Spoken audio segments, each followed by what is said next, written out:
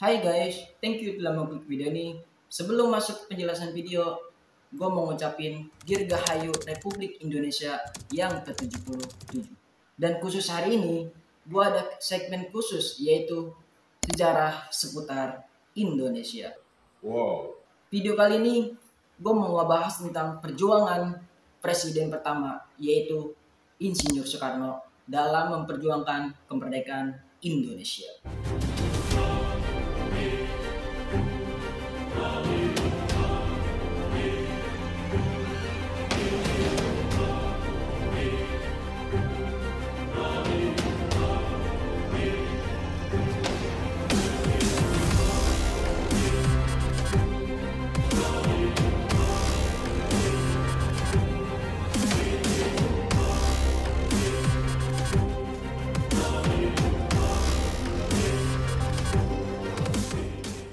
Soekarno atau yang biasa dipanggil sebagai Bung Karno merupakan salah satu tokoh penting dalam perjuangan kemerdekaan Indonesia. Ia bahkan dipercaya menjadi Presiden Republik Indonesia yang pertama dan dijuluki sebagai Bapak Proklamator Indonesia bersama Muhammad Hatta.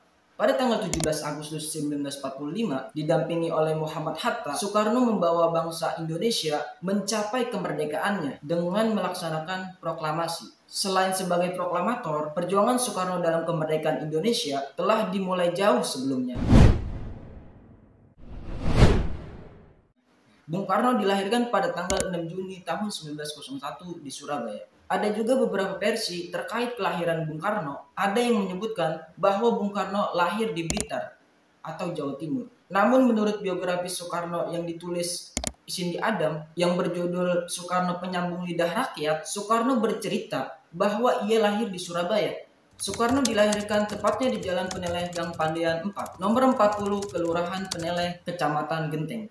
Kini warga menamakan Kampung Peneleh sebagai Kampung Bung Karno. Soekarno merupakan anak kedua dari Raden Sukami Sosrodihardjo dan Ida Ayu Nyoman Rai.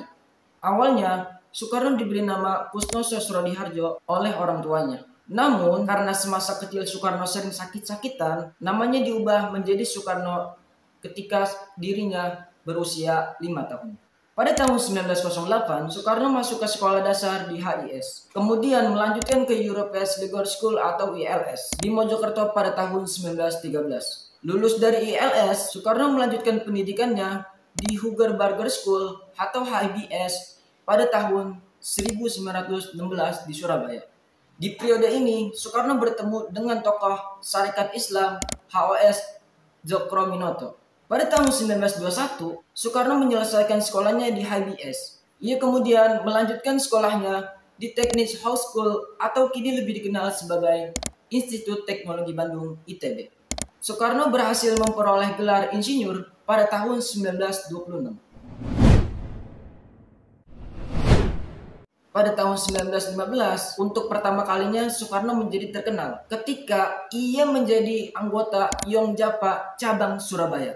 Kemudian pada tahun 1926, Soekarno mendirikan Algimen Studi Club di Bandung. Organisasi ini yang kemudian menjadi cikal bakal Partai Nasional Indonesia atau bisa disebut PNI yang didirikan Soekarno pada tanggal 4 Juli tahun 1927 dengan rumusan ajaran Marhanisme. Akibat aktivitas Soekarno di PNI membuatnya ditangkap oleh Belanda pada tanggal 29 Desember tahun 1929 di Yogyakarta.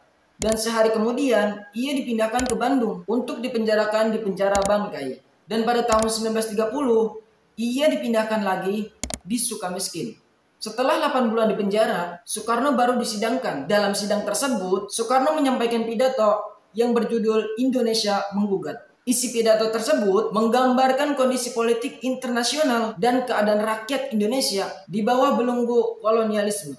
Pembelaannya itu membuat Belanda semakin marah sehingga pada bulan Juli 1930 PNI dibubarkan. Soekarno akhirnya dibebaskan pada tahun 1931. Kemudian pada bulan Juli 1932, Soekarno bergabung dengan Partindo atau Partai Indonesia yang merupakan pecahan dari PNI dan memimpin partai tersebut. Hal ini mengakibatkan Soekarno kembali ditangkap oleh Belanda dan diasingkan ke Ende Flores pada tahun 1933. Pada tahun 1938 hingga tahun 1942, Soekarno diasingkan ke Bengkulu. Ia baru kembali bebas pada masa penjajahan Jepang pada tahun 1942.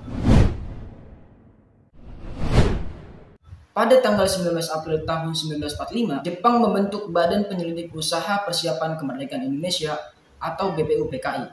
Setelah dibentuk, BPUPKI melaksanakan sidang pertamanya yang berlangsung selama 3 hari, yaitu antara 29 Mei sampai 1 Juni tahun 1945. Dan pada tanggal 1 Juni tahun 1945, Soekarno menyampaikan gagasannya yang mengenai dasar negara Indonesia yang berisi 5 bilangan yang disusun oleh Soekarno, Muhammad Yamin, dan Supomo. Dan bilangan tersebut berisi tentang satu, kebangsaan Indonesia yang berarti nasionalisme. Yang kedua, internasionalisme yang berarti perikemanusiaan. Yang ketiga, mufakat yang berarti demokrasi. Yang keempat, kesejahteraan sosial. Dan yang kelima, ketuhanan yang berkebudayaan. Dan pada akhirnya, gagasan Soekarno terpilih sebagai dasar negara Indonesia dengan sedikit perubahan yang disebut Pancasila. Setelah BPUPKI dibubarkan, Soekarno membentuk Panitia Persiapan Kemerdekaan Indonesia atau PPKI pada tanggal 7 Agustus tahun 1945 dengan mendapat persetujuan Jepang.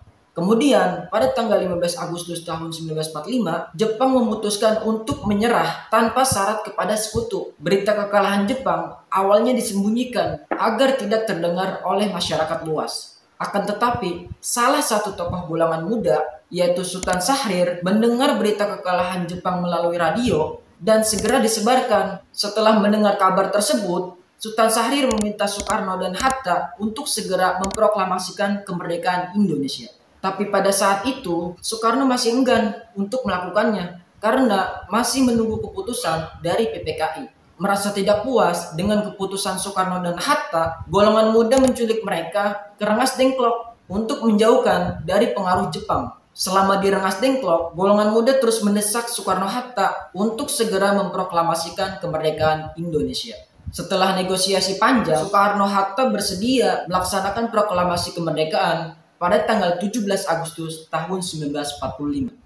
Mereka pun segera dibawa kembali ke Jakarta. Setelah kembali dari Rengas Dengklok, Soekarno dan Hatta langsung menuju ke rumah Laksamana Maida dalam rangka menyusun teks naskah proklamasi. Dalam proses penyusunan naskah proklamasi, Soekarno berperan sebagai penyusun teks proklamasi bersama dengan Muhammad Hatta dan Ahmad Subarjo, yang kemudian diketik oleh Sayuti Malik dan ditandatangani oleh Soekarno-Hatta dan atas nama bangsa Indonesia. Dan pada keesokan harinya, tanggal 17 Agustus tahun 1945, Soekarno membacakan teks proklamasi tersebut kepada masyarakat Indonesia di Jakarta, Jalan Pegangsaan Timur, nomor 56. Proklamasi. Kami, bangsa Indonesia, dengan ini menyatakan kemerdekaan Indonesia. Hal-hal yang mengenai pemindahan kekuasaan dan lain-lain diselenggarakan dengan cara saksama dan dalam tempo yang sesingkat-singkatnya. Jakarta, 17 Agustus 1945, atas nama bangsa Indonesia, Soekarno, Hatta. Kemudian pada tanggal 18 Agustus 1945, Soekarno dipilih sebagai presiden pertama Indonesia dan Muhammad Hatta sebagai wakilnya. Soekarno meninggal karena sakit pada hari Minggu tanggal 21 Juni tahun 1970. Tepatnya di Rumah Sakit Pusat Angkatan Darat RSPAD pada usia 69 tahun.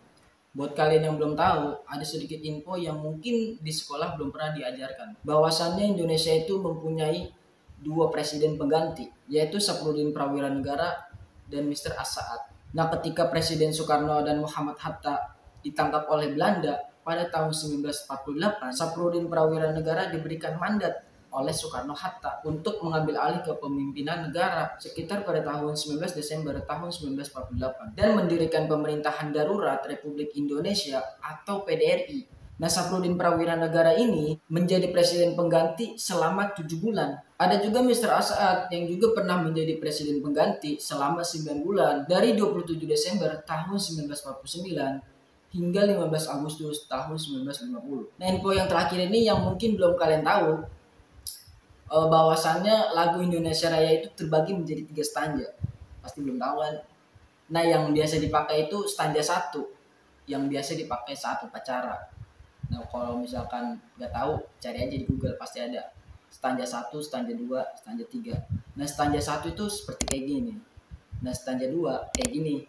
Dan stanza 3 kayak gini. Pokoknya kalian harus wajib tahu. Oke guys, mungkin segitu saja video dari gue ya. Kalau misalkan ada kata-kata yang kurang atau informasi yang kurang, mohon dimaafin karena gue menjelaskan sejarah seputar dunia atau sejarah Indonesia Soekarno, gue menjelaskan secara singkat, enggak secara detail mungkin. Kalau misalnya detail, mungkin panjang itu ceritanya. Ya mungkin segitu saja video dari gue. See you the next video. Bye bye.